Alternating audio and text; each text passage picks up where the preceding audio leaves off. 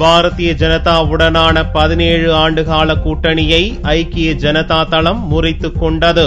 பீகார் சட்டசபையில் மெஜாரிட்டியை நிரூபிக்க ஜூன் 19ஆம் தேதி நம்பிக்கை ஓட்டு கோரப்போவதாக முதல்வர் நிதிஷ்குமார் தெரிவித்தார். பாரதிய ஜனதா தேர்தல் பிரச்சார குழு தலைவராக குஜராத் முதல்வர் நரேந்திர மோடி அறிவிக்கப்பட்டதிலிருந்தே தேசிய ஜனநாயக கூட்டணியில் புயல் வீசுகிறது. பிரதமர் வேட்பாளராக மோடி அறிவிக்கப்படலாம் என்பதால் அக்கூட்டணியில் இருந்து விலக ஐக்கிய ஜனதா தளம் முடிவு செய்தது. பீகாரில் ஐக்கிய ஜனதா தளம் பாரதிய ஜனதா கட்சிகளின் கூட்டணி ஆட்சி நடப்பதால் உறவை முறிப்பது குறித்து முதல்வர் நிதிஷ்குமார் தலைமையில் அவசர கூட்டம் ஞாயிறன்று நடந்தது. ஐக்கிய ஜனதா தள அமைச்சர்கள் மட்டுமே பங்கேற்ற இக்கூட்டத்தை பாரதிய ஜனதாவைச் சேர்ந்த சுஷில்குமார் மோடி மற்றும் அமைச்சர்கள் புறக்கணித்தனர்.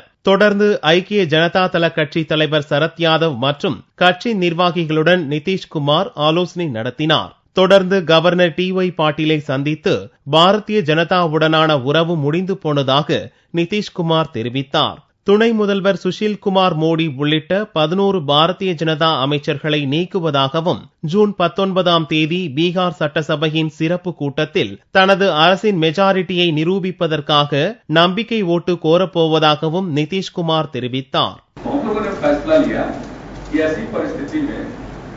विश्वास मत हासिल करेंगे और 19 जून को बुधवार को विश्वास मत हासिल करने के लिए विधानसभा का विशेष सत्र बुलाने की सिफारिश इसलिए हमने कुछ मंत्रियों को मंत्रिपरिषद से हटाए जाने की सिफारिश की और 11 மொத்தம் 243 பேர் கொண்ட பீகார் சட்டசபையில் ஐக்கிய ஜனதா தளத்தின் பலம் 118.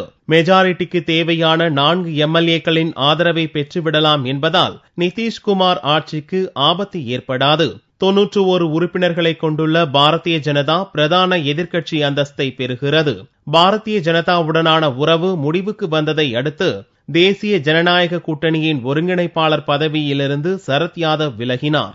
जो पार्टी है जैसे अटल अडवाणी जी के जमाने में एक विश्वास के साथ सब चलता था, आज हमको लगता है कि ये कठिन हो गया और कठिन हो गया तो गठबंधन यारी से चलता है, दोस्ती से चलता है.